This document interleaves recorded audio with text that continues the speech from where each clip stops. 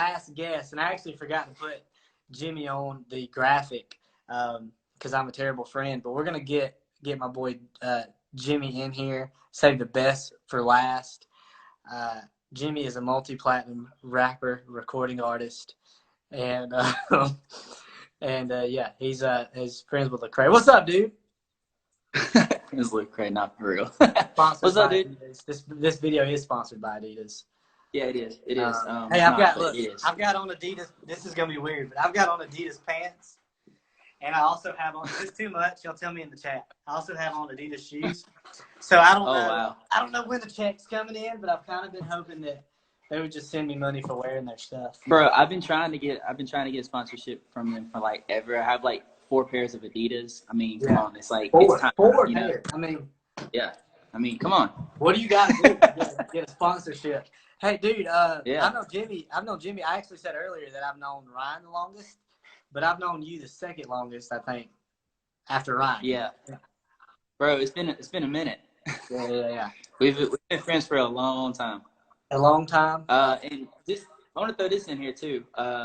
Like, Derrick is actually the one that led me to the Lord on March 27, 2008.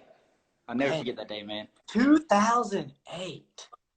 2008. Comment in the chat if you weren't born in 2008. And we may have some people watching right now that were like toddlers when you got saved. It's crazy. I just passed my 14th birthday, like spiritual birthday. That is crazy, bro. That's crazy, man. Yeah, dude. Well, I've loved being part of your life. Hey, Jimmy, tell everybody where you're from, which is different now than what it's been for most of our lives knowing each other. And what's your role, what you're doing right now, ministry-wise? And then we'll talk about what the Lord's doing in your heart. Yeah, so obviously I'm Jimmy. I have been a little bit of everywhere these past few years, but I am currently residing in San Antonio, Texas. I'm about to get married in just a few days, which is pretty cool, a couple weeks. Yeah. Oh, shoot. What? Yeah. We're talking about to be a lot more fun here in a couple weeks. Anyway. Oh, yeah. That's true. Just because being married is fun, that's why. It is. It's very fun. But yeah, so ministry-wise, man, I have just recently, well, it's not recently anymore, a couple years ago, I actually came off a 2-year tour that I got to be a part of, ministry-wise. It was basically putting on the show, talking about abstinence and how, waiting until marriage is not just a thing to do, but it's also the calling that God has on our lives. When we, are believers, like He calls us into purity, and so like that's a part of has to be a part of our lives, not just sexually, but also in our entire scope of life. Like that's how we're supposed to live our lives. That's how we're called to live our lives in purity, whether it be in your mind and your heart, whatever it is, like seeking after that purity. But it does include, waiting until marriage to have sex. So, which is cool because that's actually what,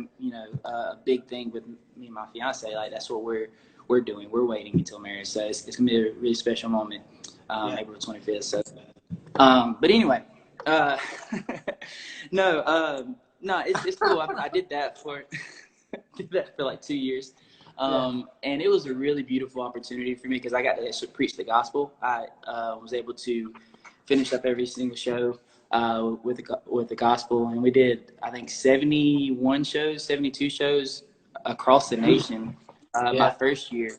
And then my second year, we did probably about 65 maybe shows. And it was cool. It was a really cool opportunity. And you would think, oh, well, that's an opportunity for people to get to know me. But no, it was actually a bigger opportunity for me to grow with, 11 other like-minded people that challenged me in my faith. And I learned from them. They learned from me, et cetera, et cetera. Iron sharpens iron, man. It was a really cool opportunity.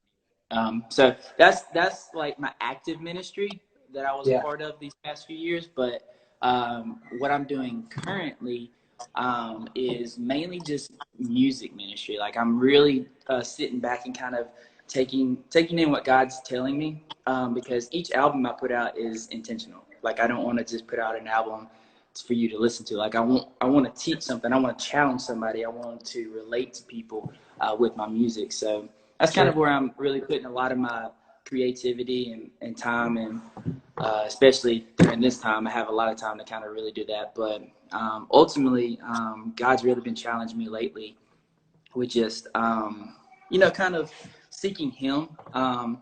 And I know Derrick used to do music too. I know he used to do low key, but but I know you understand when I say that. I know you understand when I say that, like, a lot of times music ministry can be a distraction, because you're constantly doing music and writing and this, that, and the other, and you forget about, like, I heard the phrase, you talk about God more than you talk to Him. And so, like, that's what God's really been challenging me on lately. I have a great fiance who challenges me in that too.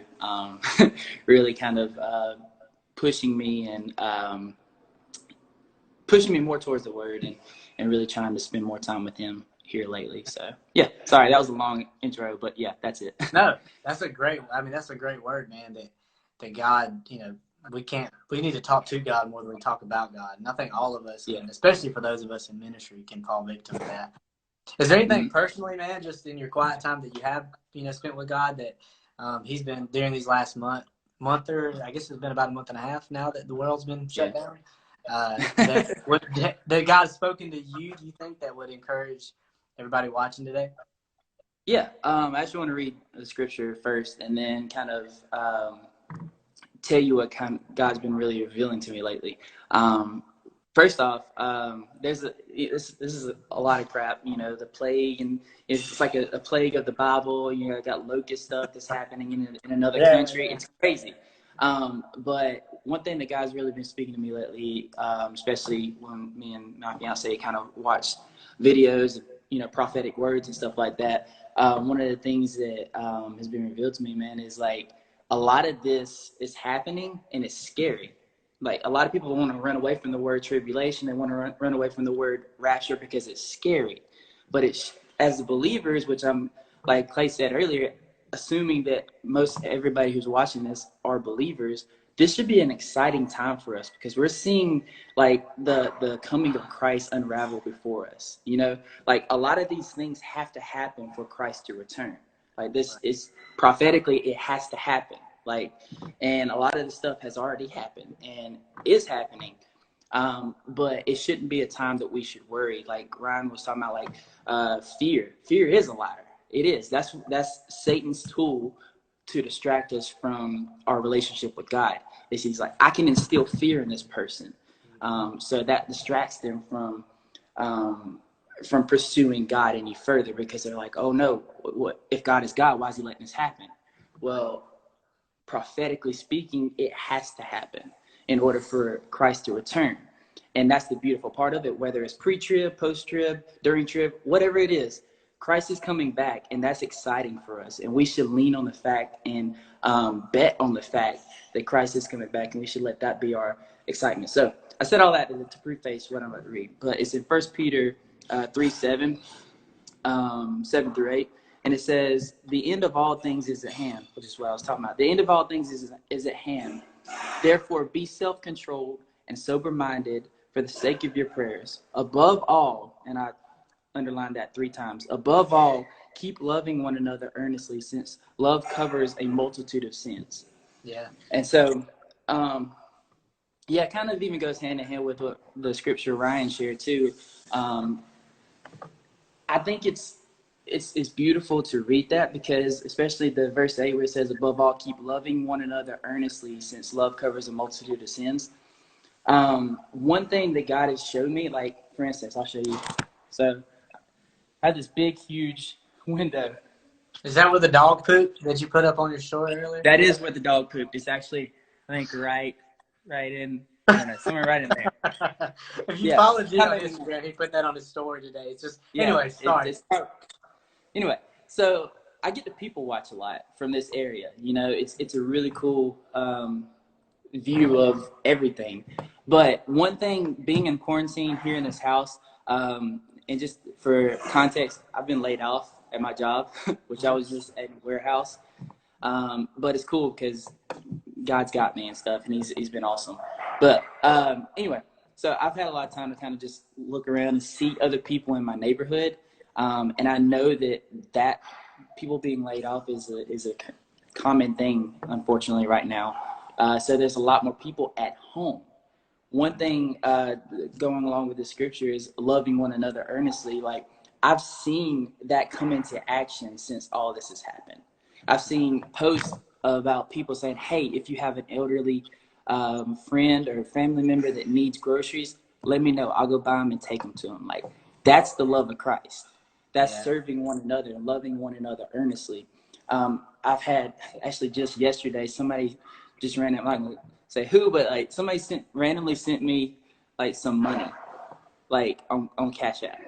They just randomly sent it out of the love of their hearts. And they said, just hey, that person's on here right now. My Cash App name is.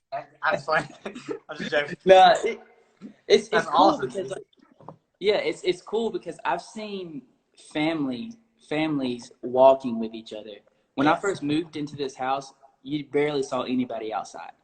But I've seen constantly throughout the whole entire day, families riding bikes together, walking dogs together, and all this stuff. Like, this is a scary time for us, but we shouldn't let that be the thing that gives us fear, that distracts us from the love of God. It should, number one, motivate us to pray more, which it has, you can tell, to seek more,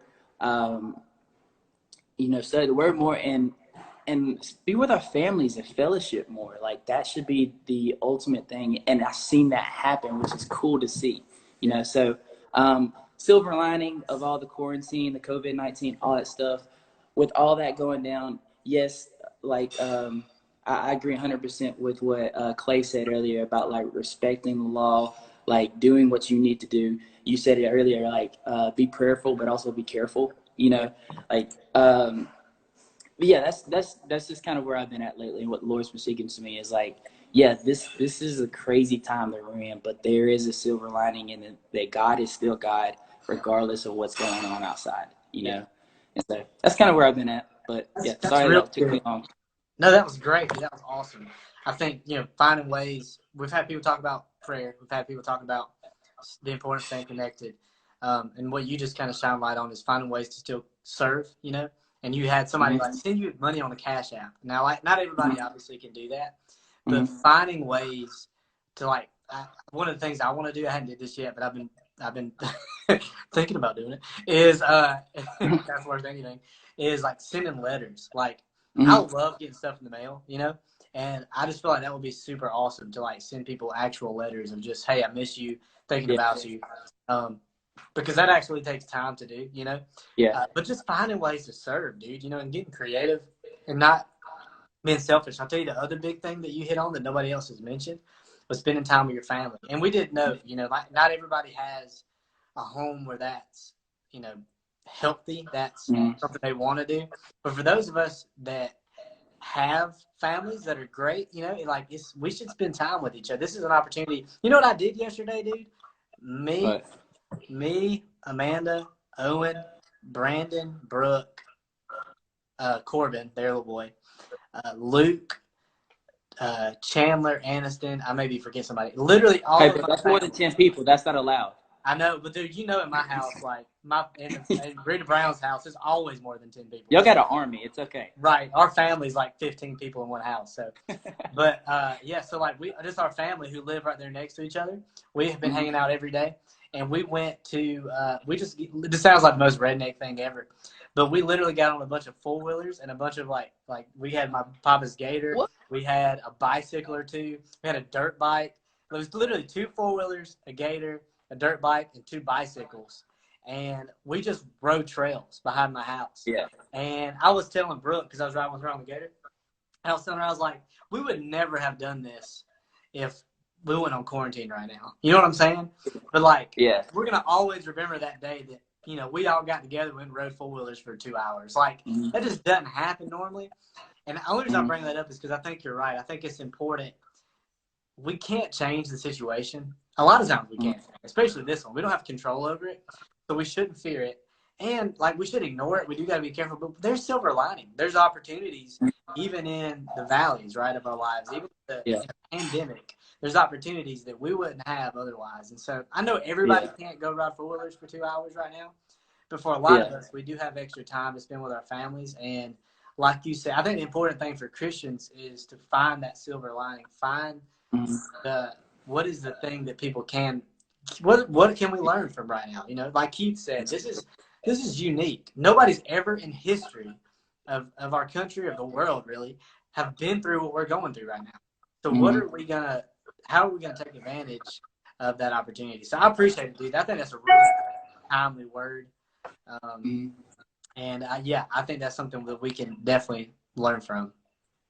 For sure, dude. For sure. I'm excited. Thank you for having me, man. Yes, sir, man. I appreciate you jumping in. You're the last one, man. For the people that's watched this whole video, like the last two, it's been like an hour and 20 minutes. You're the GOAT. So, Jimmy, I know you've been doing this all the time, so I appreciate you hanging out. We're going to do this every Thursday. For those of you that are still watching, we're going to do this every Thursday. I have about 4 or 5 people, dude, already lined up for next Thursday, so I'm hyped for that. Nice. We're going to get JP in here. Okay. We're going to get – do you know Rick Womack? Do you remember him? Rick, yeah. Oh, yeah. Okay, Rick. so Pastor Rick is going to be – he's actually here to church. He's a senior pastor now at a church here in Hartwell. You're going to have to, like, make the time limit a little longer on that, though. Dude, I'm going to have to – no, for real, I'm going to have to make – I'm going to get less people and give people more time because 5 minutes is tough. So, yeah, but we'll do this next Thursday. And then there's going to be a week, dude, where I'm just going to get you on here and me and you going to just chop it up. Let's do it, man. I'm down. All right. Just let me know. Love you, bro. Hey, y'all go follow Jimmy at IAMFEW. You can also find his music on Spotify, Apple Music, all that stuff, right? Yeah. Just IAMFEW. IAMFEW. Go follow that. All one word. Yep. I'll go give it a listen. Am I on any of your songs on Spotify or on Apple Music? Yes, actually. Okay, so don't go listen to Jimmy's stuff. So it's Revive Deluxe. You can look for IAMFEW Revive Deluxe and scroll down. You'll see. Oh, hey.